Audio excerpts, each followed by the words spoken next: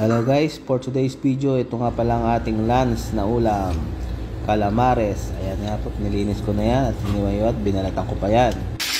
Ayan nga po, pinirito ko na, tinagyan ko ng breading mix yan, yung harina. At sinino po. At yan na nga, sinalang ko na sa kumukulong mantika. At lumalayo ko kasi tumatasik, masakit pa sa break up ang talsik niyan.